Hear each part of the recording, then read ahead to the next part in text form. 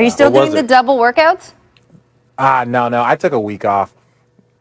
My back got a little tight, a little old man. So I played basketball for the first time since I retired nearly 4 years ago yesterday. Are you serious? I trained with Boss, Kevin Hart's trainer. Okay. Oh, my God. I can't. I had back spasms, butt spasms. I could barely move today. Matt, I haven't done Horrible. it yet. I haven't played yet. I haven't That's played the since I first retired. time in 4 years, bro. Four times in 4 years I tried to play basketball, and I'm heading to Dr. Pat as soon as we get off the air. My body's killing me. That's incredible. Look, I have a lumbar pillow right now. That's how tight my back was. That's how tight my back was. I can't even imagine trying to play basketball right now. No. Crazy. I got through. That's the first time? First time. It's crazy. Well, I coach the kids, but like I'm so used into coaching, I don't shoot or nothing. Like I just rebound for my kids, so I don't ever have time to really even think about playing. We're in the worst spot because we're not that far out where we want to go play with guys at the YMCA. Right. We're like, no. But then also, we don't want to stay in the type of shape to go run at UCLA. I don't want to be in that type of shape because you got to stay in shape. Look, I'm 40. I don't need any more basketball. I have no desire. Yeah. I have zero desire. Like I said, they were just talking after we were done training. Let's go play.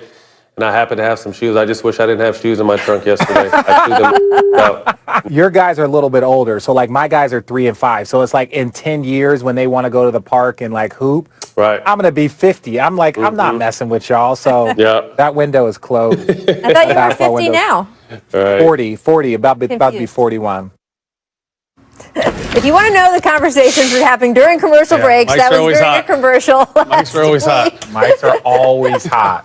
Oh, that's great. It's real. Oh, man. Matt and I have been playing against each other since we were 15, 16 years old.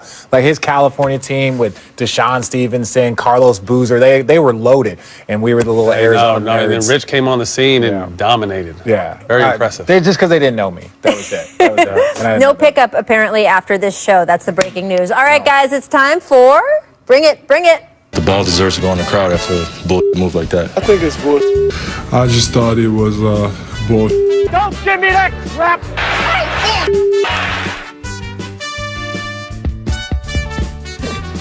Young Doc Rivers gets me every time. Is it BS or real talk? Let's start with John Wall and the Rockets. Took a 49-point home loss to the Grizzlies last night. It was the largest win in franchise history for Memphis. Yeah, I would think so. Wall was asked about the loss after the game and simply said this blank, terrible. I'm not gonna say any of it because I'm not getting fined. Like Marshawn Lynch. BS or real talk? That's 100% real talk. Real talk. I think this team, after James left, they wanted to show that they're a worthy team it can do, and they played well for a little while, but I think reality set in. Christian Wood's injury, departing with DeMarcus Cousins. Don't be surprised if this is a completely rebuilding mode post-trading deadline because you can still get some from Victor Oladipo. A lot of teams are talking about P.J. Tucker. This team can look completely different at the end of the trade deadline. I think that they are one of the teams that could be really terrible down the stretch, but make the postseason next year. Right? I think they are. I think you get Christian Wood back. He has a summer. They can build out. They can get some assets for some of these guys that a lot of people want. You're going to get a top 5 draft pick, and then all of a sudden you could be out of rebuilding mode. So I think Houston's still in the spot where this is just could be a small window of terrible basketball, and then they could be back next season. I love that Wall has bounced back, though. I'm just happy for him individually because he's been through so much the last 2 years as far as trying to get his body back on the court. Absolutely. And your point about the trade deadline is interesting because this is a year with the play-in tournament. You have more teams that are going to at least stand pat. Even if they're not buyers, they're not going to be sellers because they think they can get in at least to a play-in game. And you have teams, frankly, especially in the Eastern Conference, who have not been in the playoffs in a long time. So getting that play-in spot means something to them. So they're not going to be sellers in the same way. So if you're Houston and you can be a seller, and Woj reported over the weekend that Victor Oladipo turned down a contract extension. So he's an expiring and is definitely someone who you might see moving out there. They could be in an advantageous position because there's not going to be as many sellers out there, which means and Tucker's been waiting on his new contract for 2 years and it hasn't happened, so he's not happy either. So we'll see what happens. All right, let's move on to the Warriors because also got blown out. Lakers did that last night. Steph Curry was asked after the loss. He's well aware the Warrior championship run has made them a target. Take a listen. We have to remember even when we're playing well, we won 3 in a row. You know, teams still want to beat us and beat us bad.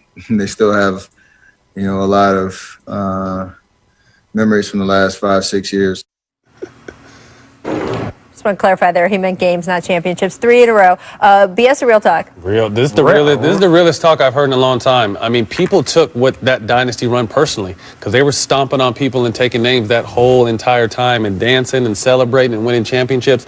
People don't forget that, you know. So until they right this ship, people are going to take pride in trying to beat the Warriors down every single night. And one thing that we gloss over because the game has changed. Remember all of the turning around and high-fiving each other because Steph is that good of a shooter? Like 90s basketball players, early 2000 players, that would have been a fight. That 100% been a fight, but the rules are changed and all that stuff is good and fine. Now other players are doing it, and that's where he's changing. It's a great point, though, because back in the day, you could never. So the point is, they were doing some quote unquote historically disrespectful stuff on the court, and whooping you, and there was nothing you could do about it. And backing it up. So now that you're down, oh no, we're going to put that gas pedal. I don't care how far you are down. We're going to keep that gas pedal. And when I say that he was doing disrespectful stuff, is not that's part of the game. Like, it's cool, it's a bat flip, it's whatever. But 20 years ago, 10 years ago, they remember it. They would never been allowed. So there's still a little some old heads in this game that want to put it on them for the show. Matt, what was the flip for you? Because you both played against those championship teams, and then you played on one of those championship teams in terms of experiencing how the league saw them from the inside and outside. It was frustrating because you couldn't really do nothing with them. I mean, you can get as mad as you want, but Steph, Clay, KD, and Draymond orchestrating, you were at their mercy. And like I said, everyone remembers that, and getting a chance to join it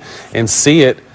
It's even funner being on that side. Well, of course it is. Yeah. You know, but Matt was doing some of that disrespectful stuff too. As long as Steph has a Warrior jersey on, they're going to be a target. Yeah, that is true. All right, Luka Doncic led the Mavs with 27 points as they beat the Nets on Saturday. After the game, I asked Luka about a notable comparison that we're starting to hear between himself and 3-time MVP Larry Bird. Take a listen to what Luka said.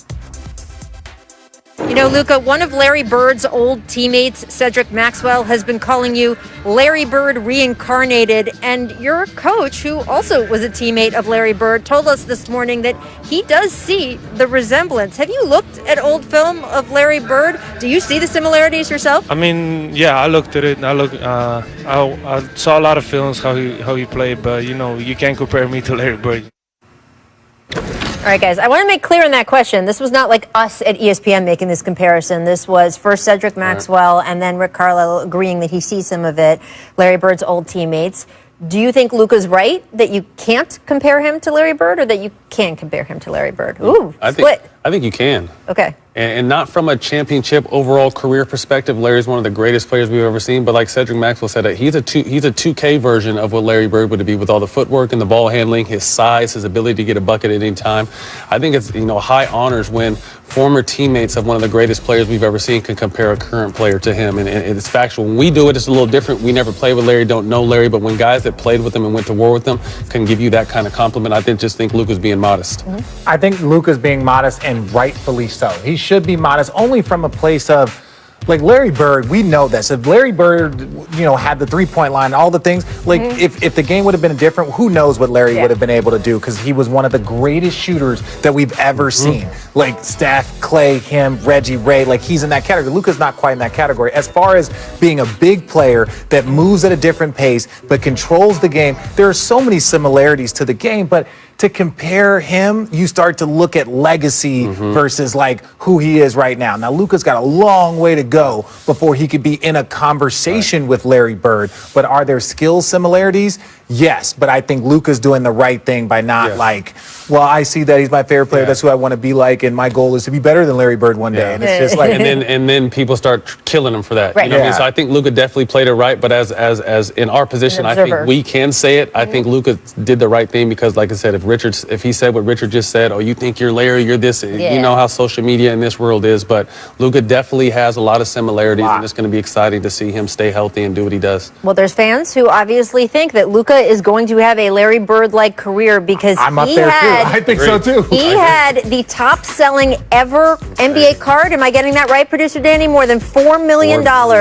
Crazy. No rookie card has ever sold for that much, or no card ever has ever sold for that much. Yeah. That's crazy. You know what's funny is I got a text from Gary Vee, the guy that's on social media all the time, maybe 6 months ago. He said, Matt, buy trading cards are about to explode. And I looked at it, saw it, okay, I don't have time to buy trading cards. And now that's all you hear is how expensive and how, people are buying cards, portions. People are buying portions of trading cards. Yes. So there could be 10 of us and we will buy that Group. card and then let it sit there and then let it, increase. You're like, what? Our friend Dave McMenamin on his IG feed is always going through the trading card stuff. There you go. Serious. Someone just spent $4 million.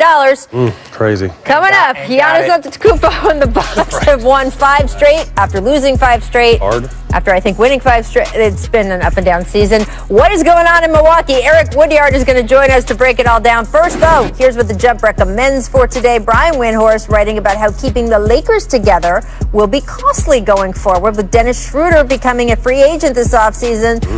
Lake Show is going to have to go into the luxury tax to keep the roster intact. Oh, no.